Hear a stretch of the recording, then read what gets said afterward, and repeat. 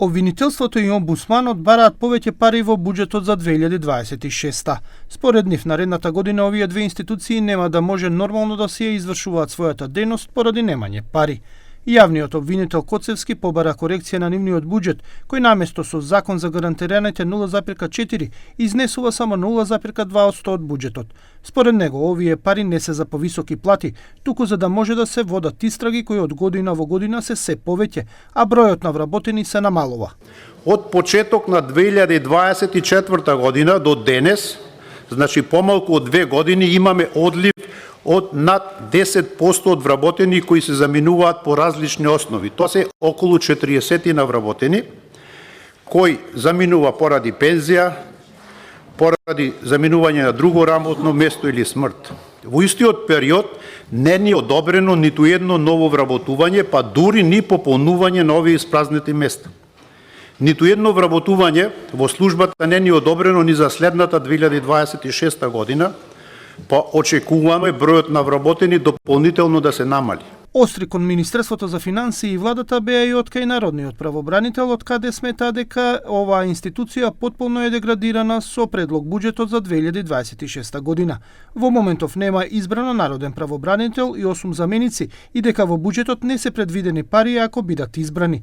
Дополнително нема да ги добијат ниту 30% предвидени со колективниот договор. Вработените во институцијата народен правобранител не се класични административни работници, кои работното време го минуваат во своите канцелари пред компјутерите, туку се службеници кои се изложени на разни ризици.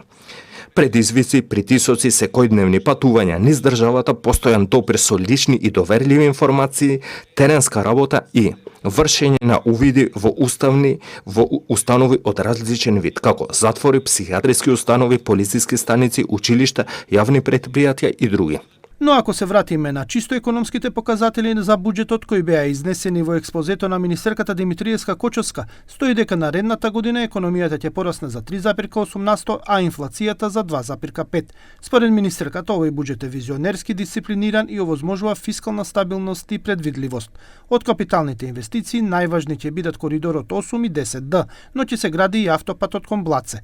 Буџетскиот дефицит кој во основа значи ново задолжување ќе биде 3,5% од БДП или околу 637 милиони евра.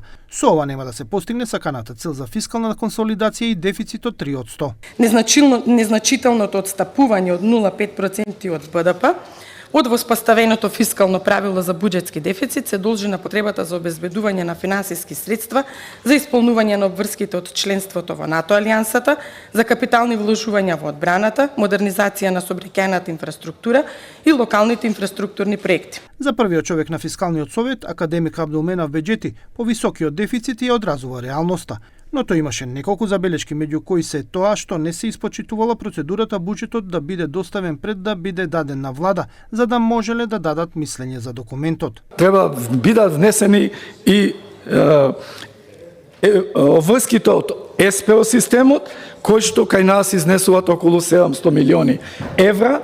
Тоа значи се втасани обврски кои што не се уште платени.